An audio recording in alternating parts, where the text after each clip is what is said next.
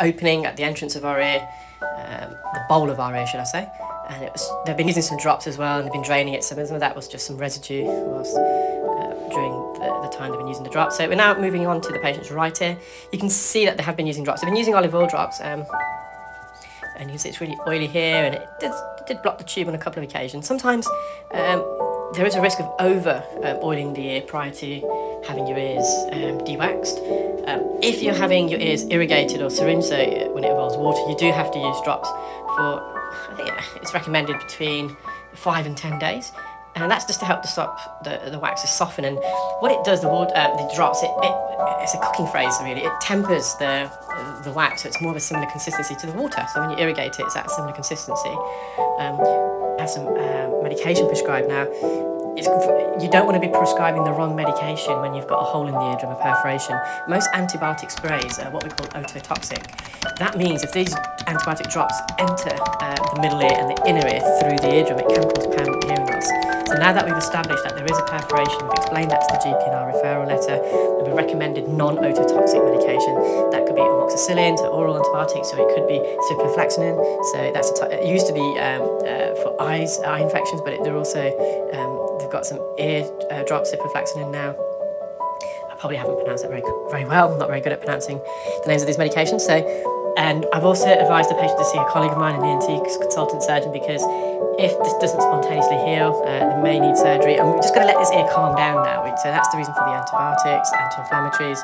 Just get this ear settled because it's really angry, and we're hoping that this will heal. So I'm just having one final view. The patient found it a bit tender, so we just stopped. And we can see the eardrum now. And this is the image of the ear when the patient found, and we've now got this really impacted plug, which is more medial, so towards the midline, towards the eardrum. And you can see I'm just manipulating that out. The patient has got an underlying hearing loss, and a power dome lodged in her ear.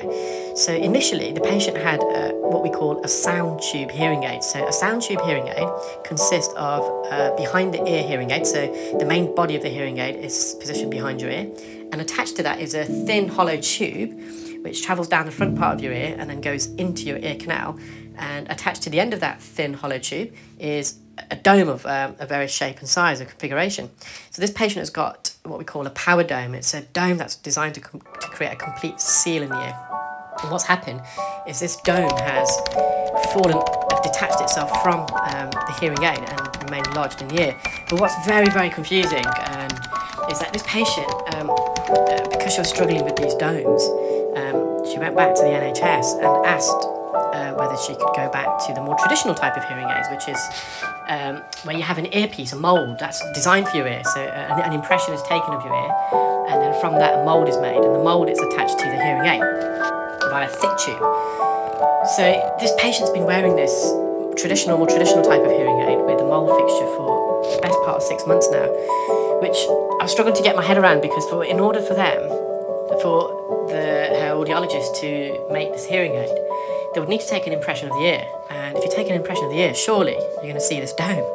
And that's why I can't fathom, because the patient said that since she's had the new hearing aids with the molds, she's not worn the old ones. In fact, she doesn't own the old ones anymore, because that's returned to the NHS.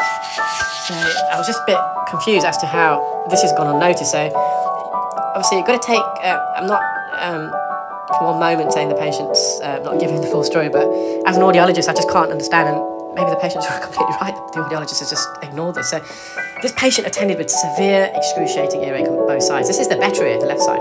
The right ear was even worse.